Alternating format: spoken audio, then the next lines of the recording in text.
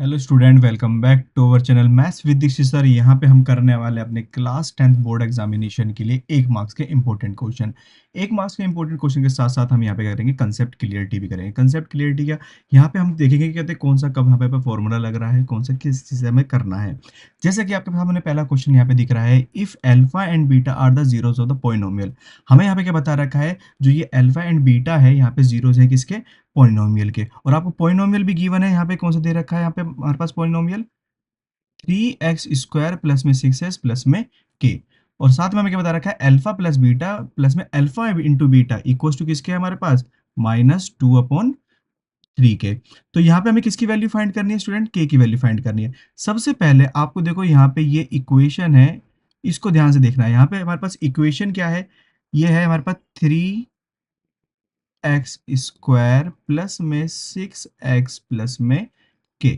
ये हमारे पास इक्वेशन है, इक्वल्स टू किसकी होगी हमारे पास जीरो। हमारे पास जो कहते हैं पॉलिनोमियल कोऑर्डिनेट इक्वेशन होती है, उसको जनरल कहते हैं इक्वेशन क्या होती है, जनरल इक्वेशन ax² प्लस में bx प्लस में c इक्वल्स टू जीरो। ये हमारे पास फर्स्ट इक्वेशन ऐसा, और ये हमारे पास क्या है, सेकंड इक्वेशन। अगर हम यहाँ पे देखें कंपेयर करें तो a की वैल्यू कितनी है, a की वैल्यू हमारे पास है यहाँ पे 3। वहीं पे अगर हमें देखना है बी की वैल्यू कितनी है, यहाँ पे बी की वैल्यू है हमारे पास 6। नेक्स्ट है हमारे पास सी की वैल्यू किसके बराबर है हमारे पास, यहाँ पे के बराबर है एज पर इक्वेशन। अब देखिए हम यहाँ पे थोड़ा कंसेप्ट पे बात करते हैं। कंसेप्ट क्या है हमारे पास, जैसे दे रखा है इसमें अल्फा प्लस बीटा और अल्फा इंटू बीटा। ये हमने यहाँ पे पढ़ रखा है sums of zero and product of zeros. तो हमें पता है जो सम्स ऑफ जीरो होता है दैट्स मीन अल्फा प्लस में बीटा, ये किसके बराबर होता है, -b/a। और वहीं पे अगर हम बात करें जो हमारे पास alpha into beta, that's mean product of zeros, ये हमारे पास किसके बराबर होता है, c/a। तो इसका मतलब अगर हम देखें हमारे पास यहाँ पे जो अल्फा प्लस बीटा है, ये किसके बराबर है, b/a के, वो भी माइनस के। तो हमारे पास यहाँ पे b की वैल्यू कितनी है, 6, माइनस हमने लगा दिया, और a की वैल्यू कितनी है यहाँ पे 3। तो दैट्स मीन हमारे पास जो अल्फा प्लस बीटा है वो यहाँ पे किसके बराबर हो जाएगा, 3 2 6, दैट्स मीन -2। वहीं पे हम बात करें यहाँ पे कहते जो हमारे पास अल्फा इंटू बीटा किसके बराबर है, c/a के। तो c की वैल्यू हमारे पास कितनी है, k, और a की वैल्यू कितनी है हमारे पास 3। तो दैट्स मीन हमारे पास अल्फा इंटू बीटा किसके बराबर है, k/3 के। तो हमें अब क्या करना है, यहाँ पे ये जो इक्वेशन दे रखी है पूरी, इस इक्वेशन को उठाना है, यहाँ पे धरेंगे कि अल्फा प्लस बीटा प्लस में alpha into beta equals to है -2/3। अब अल्फा प्लस बीटा की वैल्यू हमने कितनी निकाली, यहाँ पे -2, प्लस में अल्फा इंटू बीटा, इसकी वैल्यू कितनी है हमारे पास, k/3 इक्वल्स टू -2/3। इस वाली इक्वेशन को हम सॉल्व करेंगे तो हमारे पास यहाँ पे किसकी वैल्यू आ जाएगी, k की वैल्यू आ जाएगी। सॉल्व करते हैं इस इक्वेशन को, यहाँ पे ये k/3 यहीं पे रखेंगे, -2/3 एज इट इज वहीं पे रखा। ये जो यहाँ पे कहते हैं -2 है, इसकी जगह बदलेंगे तो यहाँ पे क्या हो जाएगा, ये +2। तो k/3 इक्वल्स टू -2, जिसके नीचे कुछ नहीं, उसके नीचे क्या होगा, 1। क्रॉस मल्टीप्लीकेशन करेंगे, 1 2 2, 3 2 6, अपॉन में 3 1 3। 6 में से 2 गए, हमारे पास कितने बचेंगे, 4, दैट 4/3। तो हमारे पास जो k/3 है ये किसके बराबर है, 4/3 के। तो डिनोमिनेटर से डिनोमिनेटर डायरेक्ट कर सकते हैं। तो हमारे पास k की वैल्यू कितनी आ गई, 4। तो इसमें हमारे पास कौन सा ऑप्शन है करेक्ट है, ये डी ऑप्शन एकदम करेक्ट है। इसी तरह से हमारे पास यहाँ पे नेक्स्ट क्वेश्चन है, और ये लीनियर इक्वेशन क्या है, सॉल्यूशन। दो इक्वेशन दे रखी है हमारे पास, 2x plus 3y plus a equals to 0, और 2x plus 3y minus b। इस तरह से आपको यहाँ पे इक्वेशन दे रखी है। सबसे पहले क्या करेंगे, फर्स्ट इक्वेशन को ऑप्टेट करेंगे, 2x minus 3y plus a equals to 0। यहाँ पे आपके पास x की जगह क्या वैल्यू डालनी है, 1, और y की जगह आपको वैल्यू क्या डालनी है, यहाँ पे 2, प्लस में a इक्वल्स टू 0।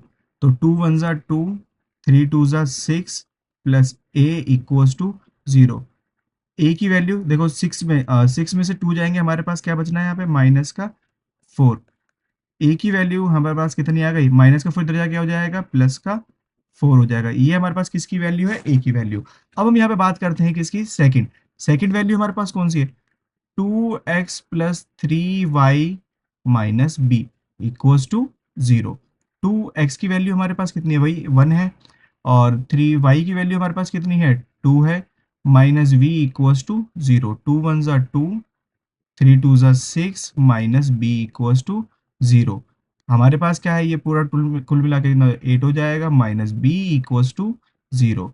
तो हमारे पास b की वैल्यू यहाँ पे कितनी आ जाएगी, 8।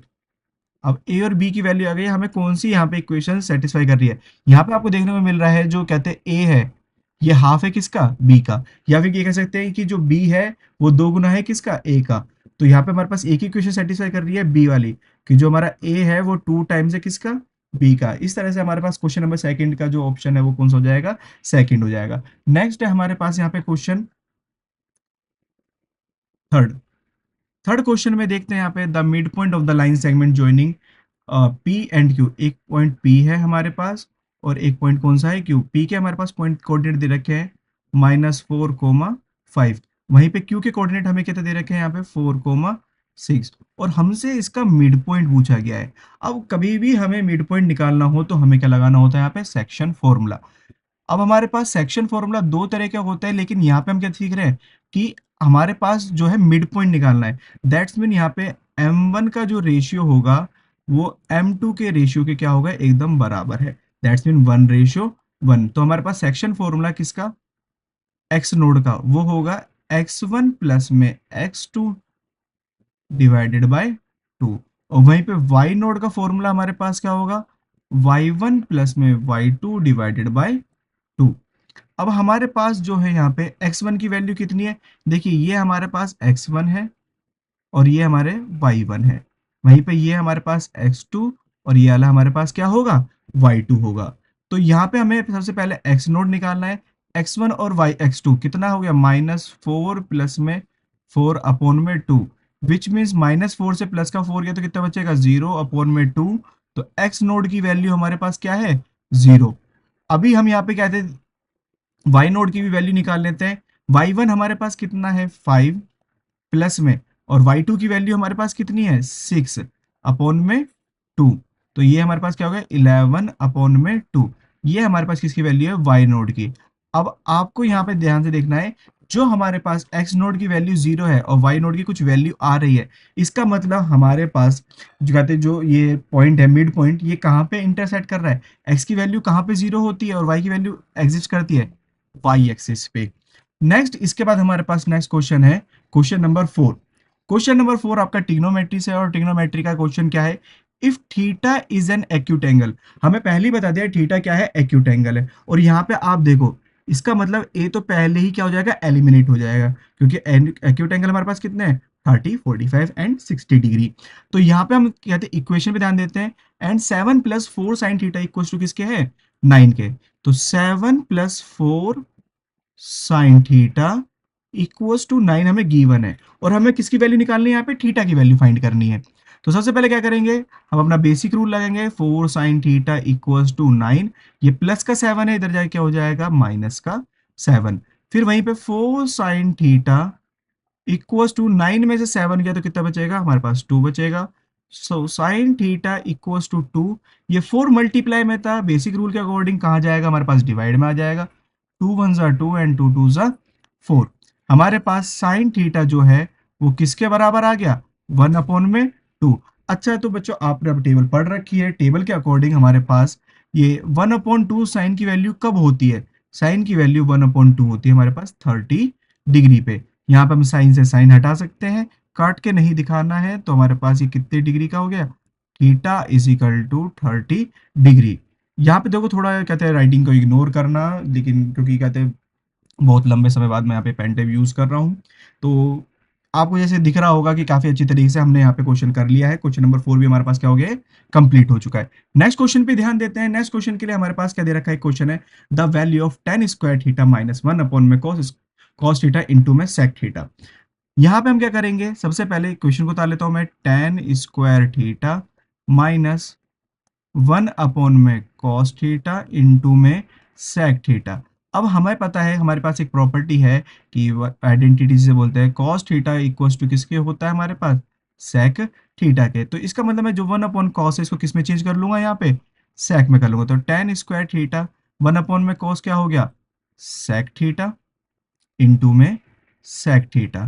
तो हमारे पास tan स्क्वायर थीटा माइनस ये कितना हो जाएगा, sec स्क्वायर थीटा। अब देखो tan और sec की हमारे पास एक आइडेंटिटी होती है, कौन सी, 1 प्लस में tan square theta equals to किसके होता है, sec स्क्वायर थीटा के। अगर मैं tan को यहीं पे प्लेस रहने दूं तो tan स्क्वायर थीटा, ये प्लस का sec स्क्वायर थीटा क्या हो जाएगा, माइनस का sec square theta, equals to ये प्लस का 1 इधर क्या हो जाएगा, माइनस का 1। तो that's mean tan square theta minus sec square theta direct किसकी वैल्यू होती है, -1 की।